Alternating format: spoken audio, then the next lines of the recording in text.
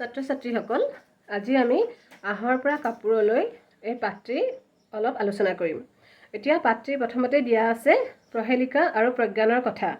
প্ৰহেলিকা আৰু প্ৰজ্ঞানে সিহঁতৰ বিদ্যালয়ত অনুষ্ঠিত হোৱা বিজ্ঞানৰ এখন কুইজ প্ৰতিযোগিতাত প্ৰথম পুৰস্কাৰ পালে।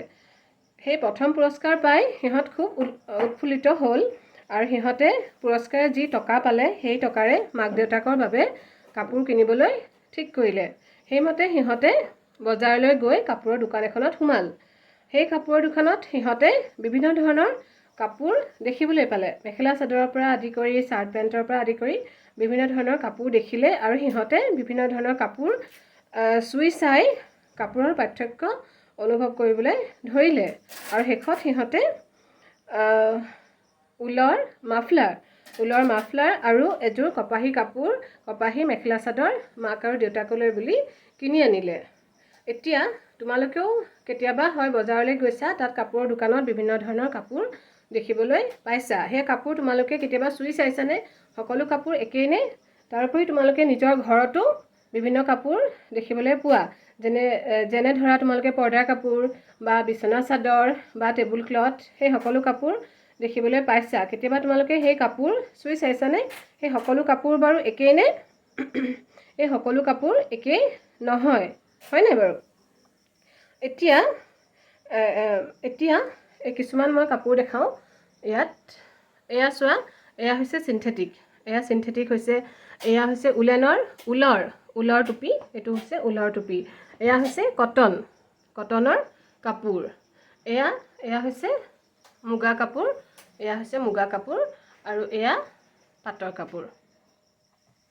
এতিয়া এই কাপোৰবোৰনো কিহেৰে তৈয়াৰী হয়? এতিয়া আমি যিকোনো এবিধ কাপোৰ লৈছোঁ। এয়া ধৰা যিকোনো এবিধ কাপোৰ। এতিয়া এই কাপোৰৰ পৰা আমি যদি ইয়াৰ ভিতৰতো কাপোৰ কিহেৰে গঠিত আমি যদি উলিয়াবলৈ চেষ্টা কৰোঁ, ধৰা এনেকৈ আমি কাপোৰৰ পৰা দেখিছোঁ এনেকৈ সৰু সৰু সূতাৰে গঠিত। গতিকে আমি যদি যিকোনো সূতা এডাল এনেকৈ উলিয়াবলৈ চেষ্টা কৰোঁ, ধৰোঁ এডাল সূতা ওলাইছে বা এডাল সূতা আমি দেখিলোঁ ওলাইছে, ঠিক আছে। এতিয়া এই সূতাডাল এতিয়া আমি যদি এনেকৈ হাতেৰে মিহিকৈ টানি দিওঁ, তেতিয়াহ'লে আমি দেখা পাওঁ যে এই সূতাডালত আকৌ কিছুমান মিহি গুণেৰে গঠিত। তাৰমানে আমি দেখিছোঁ যে কাপোৰ এনেকুৱা কিছুমান সূতাৰে গঠিত আৰু সেই সূতাবোৰ যদি আমি চাওঁ, সেই সূতাবোৰ কিছুমান মিহি গুণেৰে গঠিত হোৱা দেখা পাওঁ। তাৰোপৰি আমি এই কাপোৰটোৰ আমি চাওঁ। এই কাপোৰটোৰ আমি ধৰোঁ এইডাল আমি লৈছোঁ, এইডাল সূতা আমি ল'লোঁ, এই সূতাডাল। এতিয়া এই সূতাডাল যেতিয়া আমি হাতেৰে এনেকৈ মিহিকৈ টানি দিলে আমি দেখা পাওঁ এই সূতাডালত আকৌ কিছুমান মিহি গুণ দেখা যায়।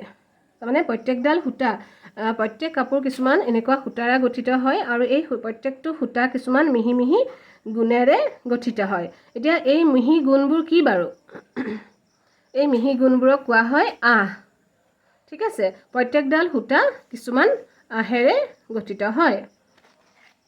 এতিয়া আমি আঁহৰ বিষয়ে চাওঁ। আঁহ কেই প্ৰকাৰৰ? আঁহ প্ৰধানকৈ দুই প্ৰকাৰৰ হয়, প্ৰাকৃতিক আঁহ আৰু সাংশ্লেষিক আঁহ। প্ৰাকৃতিক আঁহ যিবোৰ আঁহ আমি প্ৰকৃতিৰ পৰা পাওঁ। প্ৰকৃতিৰ পৰা মানে যিবোৰ আঁহ আমি উদ্ভিদ আৰু প্ৰাণীৰ পৰা পাওঁ। উদ্ভিদৰ পৰা পোৱা আঁহ যেনেকৈ কপাহৰ পৰা আমি কটন কাপোৰ বা কপাহী কাপোৰ বনাওঁ। তাৰোপৰি মৰাপাটৰ পৰা ৰছী আৰু বিভিন্ন ধৰণৰ বস্তা, তাৰোপৰি কাৰ্পেট আদি কিছুমান বনোৱা হয়। এয়া হৈছে উদ্ভিদৰ পৰা পোৱা প্ৰাকৃতিক আঁহ। কপাহ আমি সাধাৰণতে ফলৰ পৰা পাওঁ। কপাহ গছৰ ফলৰ পৰা আমি কপাহ আহৰণ কৰোঁ। আৰু মৰাপাটৰ সূতা বা মৰাপাটৰ আঁহ আমি মৰাপাটৰ গা গছ বা কাণ্ডৰ পৰা আহৰণ কৰোঁ। তাৰপিছত আমি চাওঁ প্ৰাণীৰ পৰা আমি আমি যে চুৱেটাৰ পিন্ধোঁ বা মাফলাৰ লওঁ বা বিভিন্ন ধৰণৰ আমাৰ টুপি পিন্ধোঁ ঠাণ্ডা দিনত, সেই আমি ঊণ আঁহৰ পৰা সেই আমি চুৱেটাৰ বা তেনেকুৱা কাপোৰ পিন্ধোঁ। তাৰোপৰি আৰু আন কিছুমান কাপোৰ পাট সূতা বা পাট আঁহৰ পৰা তৈয়াৰী হয়। তাৰোপৰি কিছুমান কাপোৰ ৰেচম আঁহৰ দ্বাৰা গঠিত হয়। এতিয়া ইয়াত আমি কিছুমান প্ৰাণীৰ নাম লিখিছোঁ, যেনেকৈ শহাপহুৰ নোম বা ইয়াক বুলি এবিধ জন্তু আছে, সেই ইয়াকৰ পৰাও ইয়াকৰ পৰাও আমি ইয়াকৰ নোমেদিও বিভিন্ন কাপোৰ তৈয়াৰ কৰা হয়। তাৰোপৰি উটৰ পৰাও বিভিন্ন কাপোৰ তৈয়াৰ কৰা হয়। এয়া হৈছে প্ৰাণীৰ পৰা পোৱা আঁহ। ঊণ, পাট আৰু ৰেচম হৈছে প্ৰাণীৰ পৰা পোৱা আঁহ, আৰু কপাহ, মৰাপাট হৈছে উদ্ভিদৰ পৰা পোৱা আঁহ। এই দুবিধ যিহেতু উদ্ভিদ আৰু প্ৰাণীৰ পৰা পোৱা হয়, গতিকে এই আঁহবোৰক কোৱা হয় প্ৰাকৃতিক আঁহ। তাৰপিছত আহা সাংশ্লেষিক আঁহ। সাংশ্লেষিক আঁহ প্ৰকৃতিৰ পৰা পোৱা নাযায়। সাংশ্লেষিক আঁহ মানুহে তৈয়াৰ কৰে। বিভিন্ন ৰাসায়নিক দ্ৰব্য মিহলাই সাংশ্লেষিক আঁহ প্ৰস্তুত কৰা হয়। সাংশ্লেষিক আঁহ সাধাৰণতে আমি পলিয়েষ্টাৰ, নাইলন, এক্ৰাইলিক এইবোৰ হৈছে সাংশ্লেষিক আঁহৰ উদাহৰণ। এতিয়া আমি ইয়াত এই পাঠটিত আমি অলপ আলোচনা কৰিলোঁ আঁহৰ বিষয়ে। কাপোৰ বিভিন্ন ধৰণৰ আঁহেৰে গঠিত, তাৰোপৰি আঁহৰ প্ৰকাৰৰ বিষয়ে গম পালোঁ। আঁহ প্ৰধানকৈ দুই প্ৰকাৰৰ, প্ৰাকৃতিক আঁহ, সাংশ্লেষিক আঁহ। তাৰোপৰি প্ৰাকৃতিক আঁহৰ প্ৰকাৰ আমি গম পালোঁ আৰু সাংশ্লেষিক আঁহৰ প্ৰকাৰ আমি গম পালোঁ। এতিয়া আমি ইয়াৰ পিছৰখিনি আমি নেক্সট ক্লাছত আকৌ আলোচনা কৰিম।